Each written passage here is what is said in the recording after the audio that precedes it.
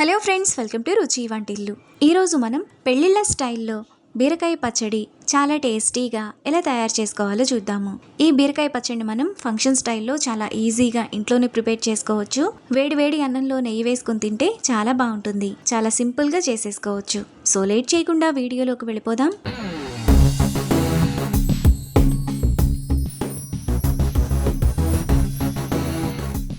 ముందుగా బీరకాయ పచ్చడి చేసుకోవడానికి స్టవ్ మీద ప్యాన్ పెట్టుకొని అందులో 1 టేబుల్ స్పూన్ ఆయిల్ వేసుకోవాలి. ఆయిల్ వేడైన తర్వాత 1 టేబుల్ స్పూన్ పచ్చిశనగపప్పు, 1 టేబుల్ స్పూన్ మినపగుళ్ళు, 1 టేబుల్ స్పూన్ ధనియాలు, 1 టీ స్పూన్ జీలకర్ర, అర టీ స్పూన్ ఆవాలు,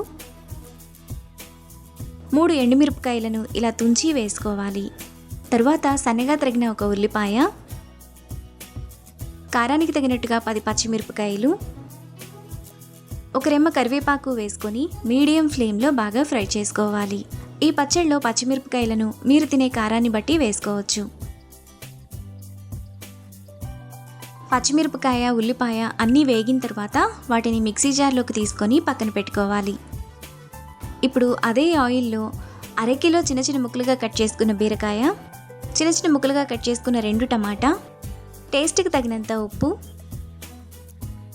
పావు టీ స్పూన్ పసుపు, చిన్న నిమ్మకాయ సైజంత చింతపండు వేసుకొని బాగా కలుపుకోవాలి. బీరకాయను మధ్య మధ్యలో కలుపుతూ బాగా ఉడకనివ్వాలి.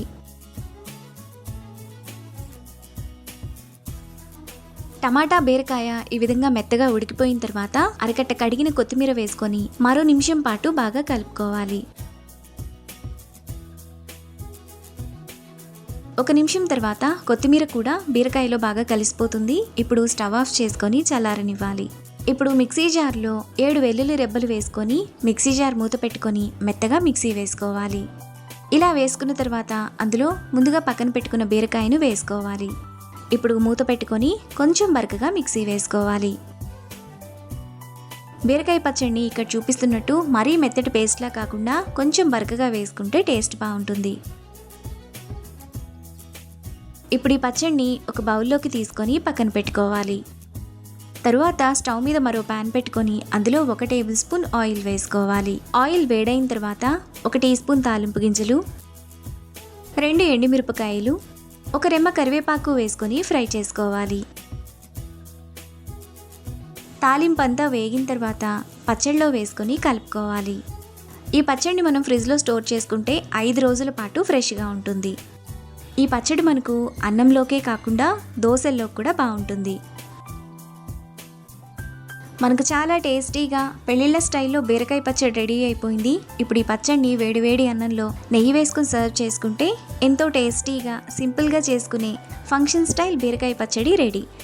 ఈ రెసిపీని మీరు కూడా ట్రై చేసి మీకు టేస్ట్ ఎలా కుదిరిందో నాకు కామెంట్స్లో షేర్ చేయండి. ఈ వీడియో కనుక మీకు నచ్చినట్లయితే లైక్ చేసి, షేర్ చేసి, సబ్స్క్రైబ్ చేయండి.